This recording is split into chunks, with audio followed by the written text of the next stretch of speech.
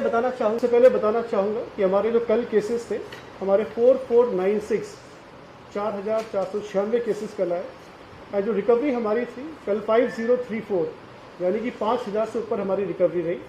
ये काफ़ी समय बाद हुआ कि हमारी रिकवरी हमारे number of cases, new cases से ज़्यादा रही, जो अपने आप में एक अच्छी स्थिति है। हम लोग होप करते हैं कि लगातार ऐसी स्थिति हम लोग आगे बना के रखें।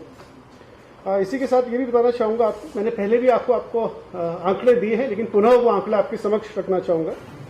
हम लोगों ने पिछले एक महीने के अंतर्गत करीब हमारे जो टोटल ऑक्सीजन बेड्स जो संख्या बढ़ाई है, पिछले एक महीने में अगर कंपैरिजन करेंगे आप 20 अप्रैल के बाद से, तो करीब 2,600 ऑक्सीजन बेड्स, सपोर्टेड बेड्स हम लोगों ने बढ़ाए हैं।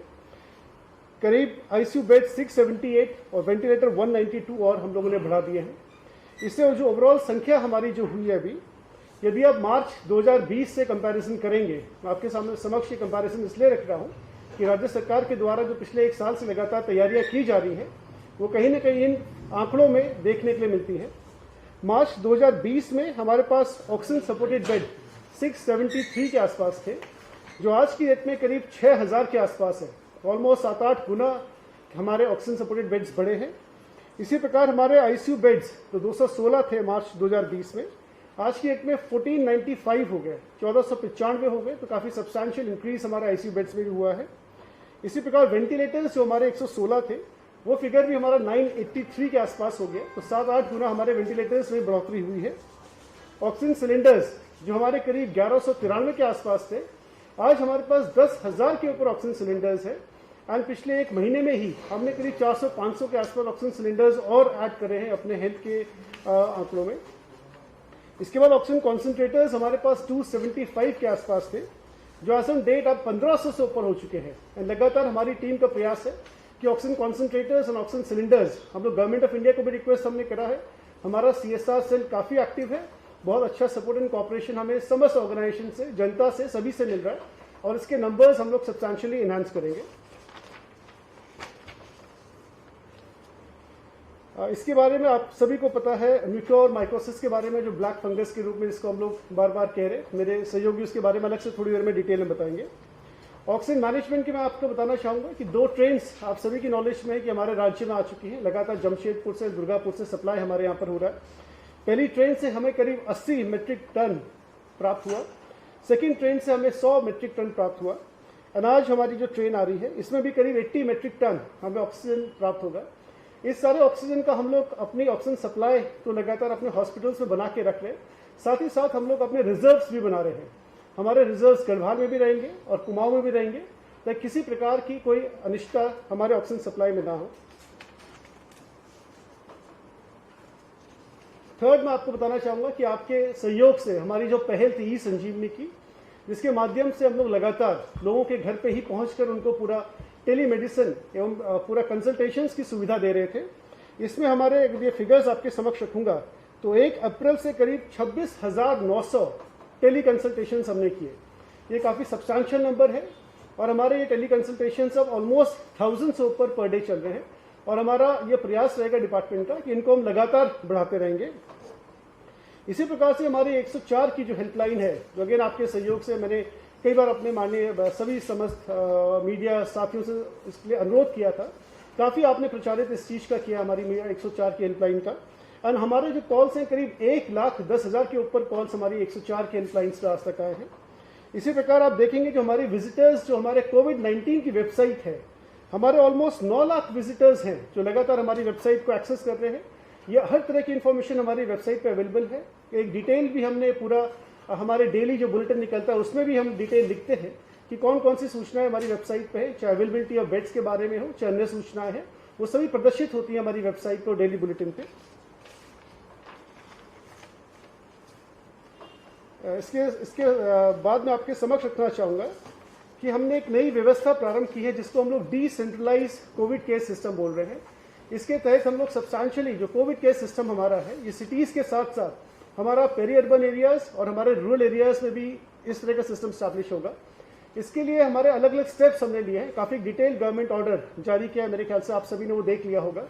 इसमें हमारा मुख्यतः पहल ये है कि हम लोग सभी ब्लॉक्स में या तहसील में जहाँ पर भी हमारी कोई रूरल इकाई है, वहाँ पर एटलीस्ट एक कोविड केयर सेंटर स्थापित करें।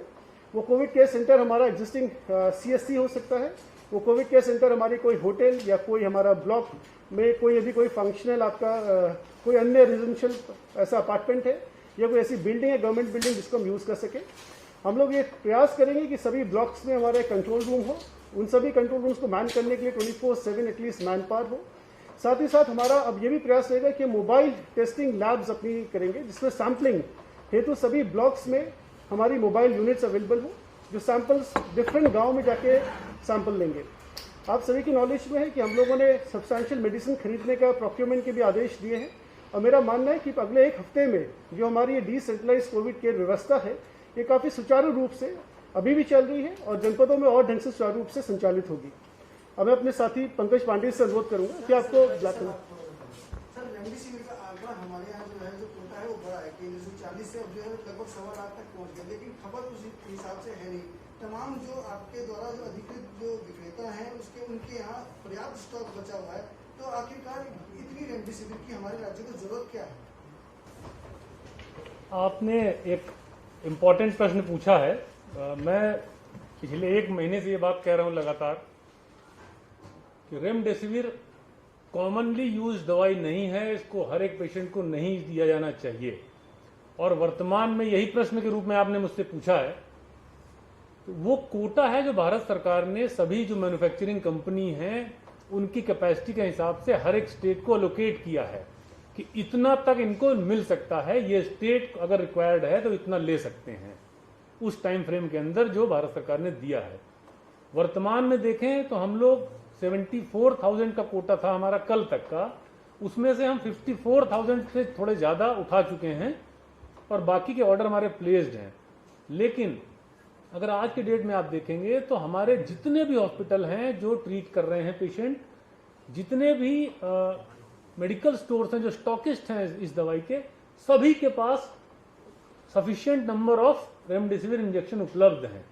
इस वजह से, क्योंकि हमको एडवांस पैसा देना पड़ता है या प्राइवेट हॉस्पिटल लेते हैं तो उनको एडवांस पैसा देना पड़ता है, इस वजह से फर्दर लिफ्टिंग नहीं हो पा रही है, क्योंकि रिक्वायरमेंट नहीं है, दूसरा एडवांस पैसा देना पड़ता है, तो इस वजह से हम फर्दर नहीं उठा रहे हैं। आगे जैसे ही जरूरत पड़ेगी, हमारा थोड़ा सा नीचे आएगा हमारा स्टॉक, तो हम फिर से उठाएंगे। सर लेकिन कोटा जो बढ़ाया है 1.25 लाख जो कोटा किया है, क्योंकि अभी तो आपने 54,000 उठाया है 74 में, 1.25 लाख गुना फिर कैसे जो उठा पाएंगे? नहीं, हमने लगभग 70,000 का ऑर्डर हम ऑलरेडी कर चुके हैं। तो ये भारत सरकार क्योंकि नंबर ऑफ केसेस के बेसिस पे डिसाइड करती है, क्योंकि हम लोग के केसेस आप जानते हैं कि कल से पहले तक हमारे केसेस 5,000 के ऊपर रहे, लगातार काफी टाइम से आ रहे हैं, और एक्टिव केस हमारे 80,000 हैं। तो उसको देखते हुए गवर्नमेंट ऑफ इंडिया ने पूरे नेशनल लेवल पे हर एक स्टेट का कोटा एलोकेट किया है, तो उसके हिसाब से हमको एक कोटा मिला है। तो हमारी वो अधिकतम सीमा है कि बिना किसी रोक टोक के हम उतनी दवाई उठा सकते हैं। हम अगर नहीं हमें जरूरत है तो हम नहीं उठाएंगे। सर हरिद्वार में बर्फानी अस्पताल जो है वहाँ पर पैसा, मैं जो बताना चाह रहा था पहले मैं वो बता लूं, फिर आप हैं? हाँ, मैं एक बार वो बता दूं आपको जो इम्पोर्टेंट चीज थी हमारे लिए और आपके लिए भी है, क्योंकि ज्यादा वो इम्पोर्टेंट है, बाकी चीजें भी आप फिर पूछ सकते हैं मुझसे। एक हमने आज जो हमारी एक्सपर्ट कमेटी है, जो हमारी वाइस चांसलर मेडिकल यूनिवर्सिटी की अध्यक्षता में, उसमें थोड़ा संशोधन किया, उसमें कुछ लोग और ऐड किए हैं। हमारे प्रिंसिपल पिथौरागढ़ मेडिकल कॉलेज हैं प्रोफेसर बरोनिया, उनको हमने इसमें ऐड किया। वो क्रिटिकल केयर स्पेशलिस्ट हैं, वो SGPGI से में प्रोफेसर थे, वहां से हमने उनको लिया था, उन्हें हमने इसमें ऐड किया है। उनके अनुभव को देखते हुए हमने सारे चारों मेडिकल कॉलेजेस के रिप्रेजेंटेटिव ऐड किए हैं इसमें, हमारे जो गवर्नमेंट मेडिकल कॉलेज हैं। इसके अलावा हमने एक पब्लिक हेल्थ एडवाइजरी कमेटी भी बनाई है, जो कम्युनिटी मेडिसिन के हेड ऑफ डिपार्टमेंट हैं दून मेडिकल कॉलेज के, वो उसको चेयर करते हैं, उनको भी इसमें ऐड किया है, क्योंकि कोई भी प्लानिंग बिना पब्लिक हेल्थ प्लानिंग के नहीं हो सकती है। तो हमने दोनों अलग कमेटी रखी थी, अब उसको मर्ज एक तरह से इसमें भी हमने उनको ले लिया है। तो अगर पब्लिक हेल्थ का कोई इशू होगा तो वो उसको फ्लैग करके उसमें अपनी एडवाइस दे सकते हैं। और स्टेट सर्वेलेंस ऑफिसर को भी हमने इसमें ऐड किया है ऑफिशियली। तो ये 4 एडिशन हमने किए हैं इस कमेटी में, और हमने इसका ऑर्डर जारी कर दिया है। इसके बाद जो मैं आपको बताना चाह रहा था कि हमारी एक्सपर्ट कमेटी ने अपनी रिकमेंडेशन दी है, उसमें जो मेन चीजें, हमारा जो फोकस है, मैंने पहले भी कहा था, हमारा फोकस होना चाहिए प्रिवेंशन, क्योंकि ब्लैक फंगस जो है कॉमनली फाउंड फंगस है, जो एटमॉस्फेयर में, मिट्टी में, हमारे घर के आसपास और अस्पतालों में कॉमनली होता है। हमको सिर्फ उसको अपने बॉडी में आने से, अपने शरीर के अंदर जाने से रोकना है। हमारा टारगेट ये होना चाहिए।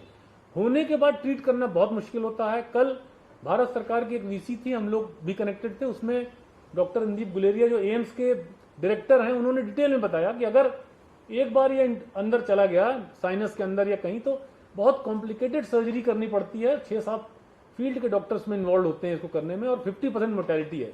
तो हमारा टारगेट है कि हम बचा सकें।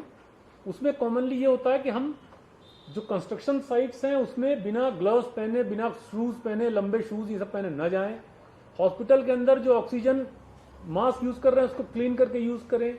जो पानी उसमें डाला जा रहा है वो स्टेराइल वाटर होना चाहिए, डिस्टिल्ड वाटर होना चाहिए, नॉर्मल टैप वाटर नहीं होना चाहिए, क्योंकि उससे भी जा सकता है। इसके अलावा डायबिटीज कंट्रोल में रहनी चाहिए, क्योंकि जो डायबिटिक हैं सबसे ज्यादा खतरे में वही लोग होते हैं।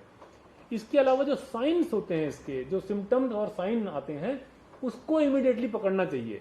जैसा कि आप जानते हैं, कल शाम तक 17 केस रिपोर्ट हो चुके हैं हमारे यहाँ पे, हमारे स्टेट में। 14 उसमें से एम्स में एडमिट है, एम्स ऋषिकेश में। तो ये सीरियस टाइप की बीमारी है। अगर इमीडिएटली उसको हम पकड़ सकते हैं तो हम अपने आप को बचा पाएंगे, अपने पेशेंट्स को बचा पाएंगे। कोविड वालों को क्यों ज्यादा हो रहा है? क्योंकि कोविड के लोग की इम्यूनिटी बहुत कम हो जाती है। वायरल इन्फेक्शन में हमेशा इम्यूनिटी कम होती है, तो जिनकी इम्यूनिटी कम होती है उनको फंगल इन्फेक्शन कॉमनली होता है। कुछ ऐसी दवाइयां हैं जैसे स्टेरॉइड, जिनको स्टेरॉइड चलते हैं उनकी भी इम्यूनिटी कम हो जाती है। तो क्योंकि कोविड में भी स्टेरॉइड चलता है, इस वजह से भी इम्यूनिटी कम होती है। तो इस वजह से कोविड के पेशेंट्स को ज्यादा खतरा है। तो इसलिए हमें इसको बचा कर रखना है। ये हमने ऑर्डर सर्कुलेट कर दिए हैं। जो रिकमेंडेशन है, इसका प्रिवेंशन हमारी प्रायोरिटी है। अगर प्रिवेंट हम कर पाएंगे तो नथिंग लाइक इट। उसके बाद नेक्स्ट स्टेप होता है ट्रीटमेंट। तो ट्रीटमेंट का जो मेन स्टे है वो है डायबिटीज कंट्रोल करना। एंटी फंगल ड्रग्स हैं, 2 ड्रग्स हैं उन्होंने दिया है, बताया, रिकमेंड किया है। और एक तीसरी इंपॉर्टेंट ड्रग है amphotericin B. Amphotericin B commonly use नहीं होती है, अभी जरूरत पड़ी है उसकी, तो हम लोग यूज कर रहे हैं। हमारे स्टेट में 2 कंपनीज हैं जिनको ऑलरेडी लाइसेंस मिला हुआ है। बीच में वो बना नहीं रहे थे क्योंकि जरूरत नहीं पड़ रही थी, तो उनको भी हम लोगों ने रिक्वेस्ट कर दिया है 2 दिन पहले कि आप भी बना दीजिए। तो यहीं अगर मैन्युफैक्चरिंग शुरू हो जाएगी, एक उधम सिंह नगर में, एक हरिद्वार में है, तो हमको किसी तरह कोई कमी नहीं होगी। वर्तमान में हमारे पास हैं दवाइयां। भारत सरकार ने हमें 50 का कोटा दिया है। हम लोगों ने फर्दर 500 इंजेक्शन का कोटा के लिए रिक्वेस्ट कर लिया है अपनी तरफ से।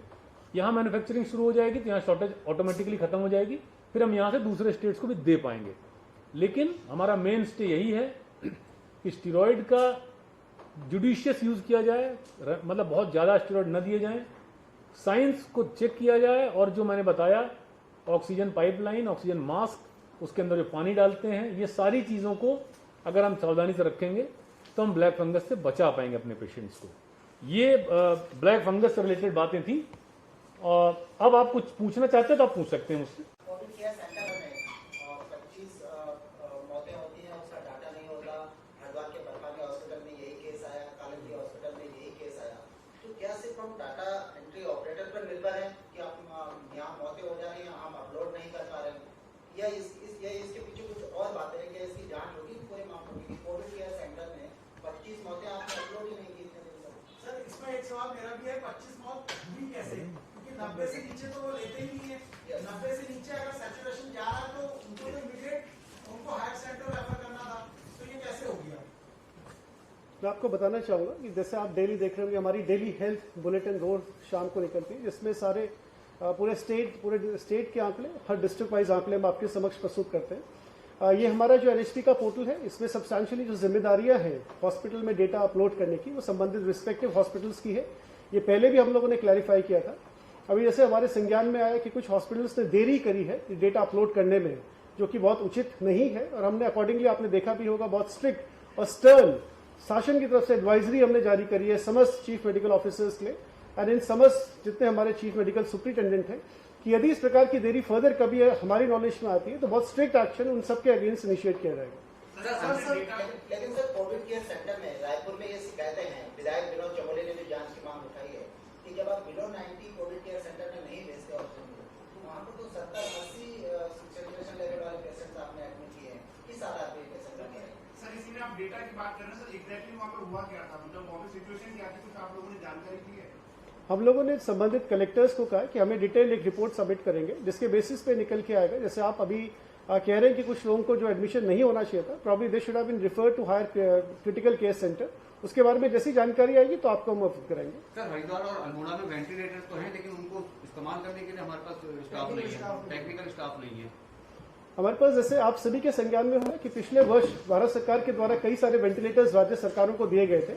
हम लोगों ने गवर्नमेंट ऑफ इंडिया से रिक्वेस्ट करके एडिशनल वेंटिलेटर्स हम लोगों ने रिक्वेस्ट किया था, and government of India was very kind enough कि उन्होंने हमें एडिशनल वेंटिलेटर्स भी उपलब्ध कराए।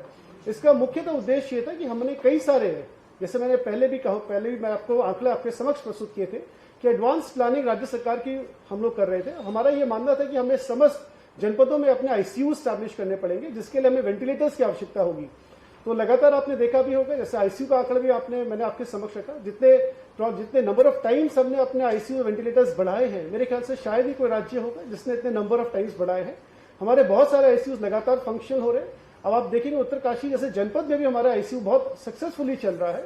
साथ ही साथ आपने देखा होगा पिछले 15 दिनों में हमारा मसूरी का आईसीयू फंक्शन हुआ है, हमारे नरेंद्र नगर का आईसीयू फंक्शन हुआ है।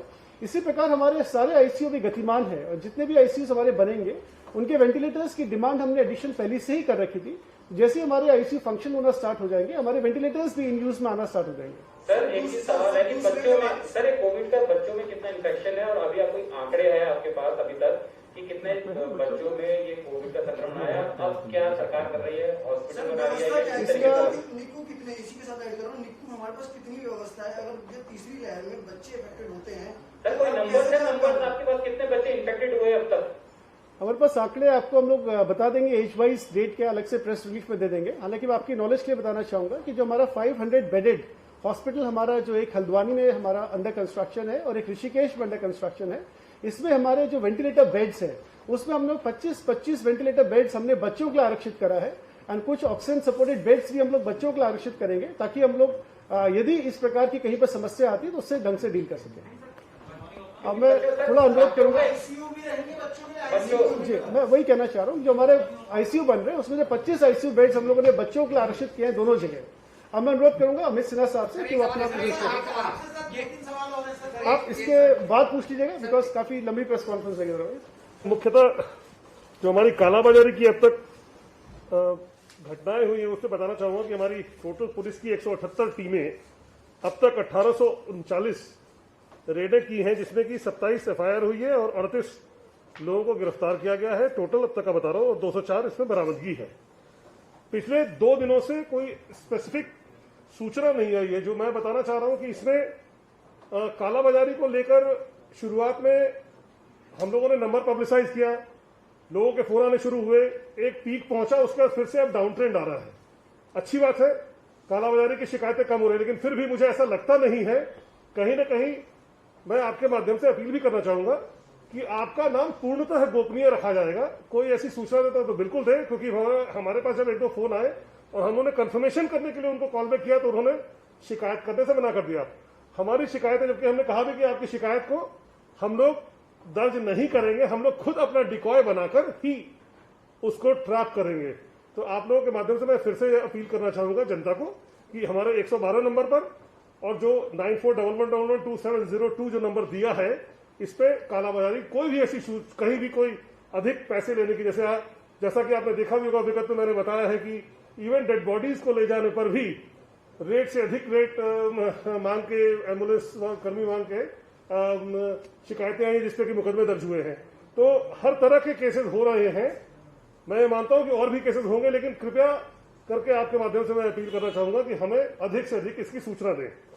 साथ में यह बताना चाहूंगा कि मास्क न पहनने पर टोटल जो है 1,19,000 लोगों के विरुद्ध कार्रवाई हुई है, और टोटल मास्क न पहनना, सोशल डिस्टेंसिंग और पुलिस एक्ट और डीएम एक्ट के साथ मिलाकर अगर देखा तो 2,93,000 लोगों के ऊपर कार्रवाइयां अब तक हुई हैं, जिसमें कि टोटल 4,71,00,000 का समन शुल्क भी वसूला गया है। धन्यवाद। सर आप लोगों ने ये सरकारी आंकड़ा तो बता दिया कि इतनी जो है कार्रवाई कालाबाजारी हुई है, लेकिन बिल्कुल। कई मामले ऐसे भी सामने आए जो थाने तक तो पहुंचते, लेकिन आपके रिकॉर्ड में वो दर्ज नहीं हो पाते। ऐसा क्यों हो रहा है? 2-3 चीजें हैं, जैसा कि आपने पिछली बार भी बताया था, उसमें हमने जब दोबारा से चेक कराया, कई बार क्या होता है कि हमें तो शिकायत मिलती है कि कार्रवाई वो गलत किया, लेकिन वहां जाते तो उसके पास वो लाइसेंस मिल जाता है। उस समय तक वो लाइसेंस नहीं होता उसके पास। मेडिकल स्टोर क्या कोविड की जांच कर सकता है? ऐसा लाइसेंस संभव है? मेडिकल स्टोर कोविड की जांच? नहीं, मैं समझा नहीं। मेडिकल स्टोर जिस जगह की आप बीते रोज की बात हाँ, हाँ, हाँ। जो शिकायत थी वो ये थी कि मेडिकल स्टोर संचालक द्वारा जो है वहाँ पर कोविड की जांच की जा रही थी। मामला तब पकड़ में आया जब जो है वो पॉजिटिव था और नेगेटिव की रिपोर्ट दे दी गई थी। तो क्या ये उचित है कि जो मेडिकल स्टोर नहीं, अच्छा, ये इस इंसिडेंट के बारे में नहीं बता रहा था, लेकिन अगर ऐसा है तो इस पर तो कार्रवाई होगी। और ये मैं जानता हूं कि देखिए अभी जो मामले चल रहे हैं इसमें कई सारे ऐसे मामले हैं जो कि कहीं कोई बदमाशी कर जाएगा और हमारे वरिष्ठ अधिकारियों की नॉलेज से स्लिप हो जाएगा। लेकिन अमूमन प्रयास ये है, जैसा कि मैंने आपको बताया, कि जहां भी ऐसे मामले आते हैं, अब अभी ही जो मुझे एक फोन आया 112 नंबर पे कि कहीं किसी अस्पताल में पक्का बिल न देके कच्चा बिल दिया, पैसे पूरे ले लिए, तो कच्चे बिल पे हमारे तरफ से जो डिकॉय लगाए, बिकॉज ऐसे वो कंप्लेंट नहीं करेंगे, हमें डिकॉय ही लगाना पड़ेगा। बिकॉज जब उनसे कहा था कि आप रजिस्टर करिए केस, तो मना कर देते हैं। तो हमें भी ठीक है, कोई दिक्कत नहीं है, तो हम समय का इंतजार करते हैं, क्योंकि इन सब चीजों में हमें या तो कंप्लेनेंट मिले जो कि कहे कि हाँ मैं दर्ज करने को तैयार हूं, और नहीं तो फिर हमें डिकॉय लगाना पड़ता है। तो उसमें मैं अपील करना चाह रहा हूं, ये कह रहा हूं।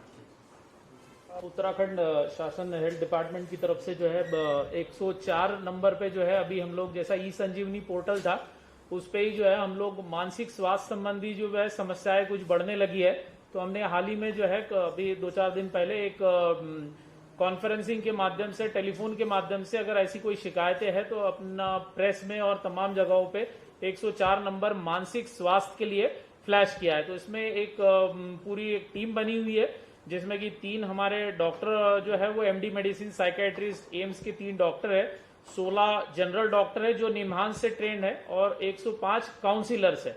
तो हर जिले में 5-6 काउंसिलर्स बैठते हैं और 24/7 ये काउंसिलर्स जो है ये हम लोग ने नंबर सोशल मीडिया में और तमाम आपके माध्यम से जो है प्रचारित कर रखे हैं 104 नंबर। तो इस पे रोजाना प्रतिदिन जो है 20-25 कॉलें अभी 2-4 दिनों से लगातार आ रही है। और इसमें हम लोग ने ना एक हर सैटरडे को हम लोग एक ऑनलाइन वो भी रखते हैं जनरल अवेयरनेस मानसिक स्वास्थ्य के प्रति। तो इस बार हमने सैटरडे को एक जो है एंजाइटी, डिप्रेशन, ग्रीफ, इसके ऊपर शनिवार को एक सेमिनार रखा था जिसपे उत्तराखंड के जो है लगभग 524 लोगों ने उस पे अटेंड किया। उस सेमिनार को 524 लोगों ने, कुछ समस्याएं भी उन्होंने अपनी रखी है।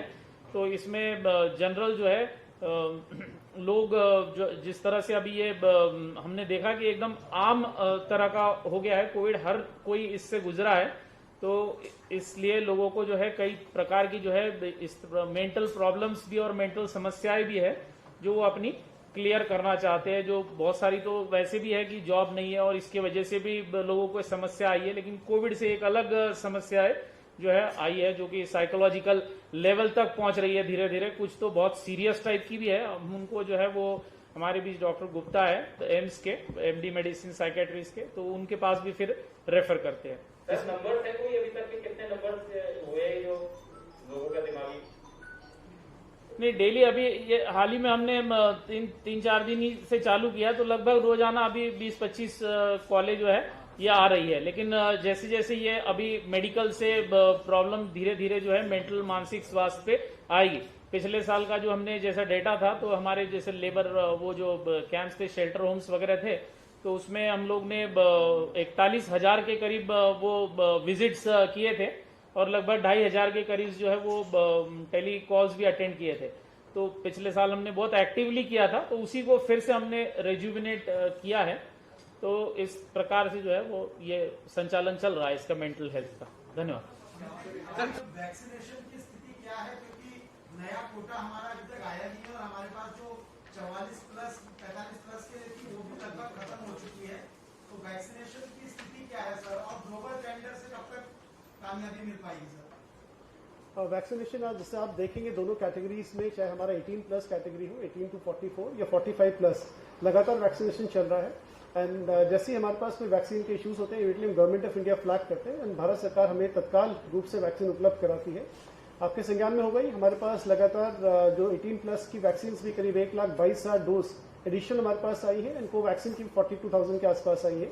एंड गवर्नमेंट ऑफ इंडिया ने 45+ का भी हमारा करीब 1-1.5 लाख का रिलीज कर दिया है, जो मेरे ख्याल से आज या कल तक हमारे पास पहुंच जाएंगी। तो सफिशिएंट वैक्सीन हमारे पास उपलब्ध है और लगातार वैक्सीनेशन का काफ़ी अच्छा एक उत्साह भी सभी लोगों में देखने के लिए मिल रहा है। सेकेंड प्रश्न जो आपका था कि जो हमने ग्लोबल टेंडर किया, तो ऑलरेडी हमारा टेंडर लास्ट सैटरडे को फ्लोट हो चुका था और हमने सारी पार्टीज को ये टेंडर्स ईमेल कर दिए हैं।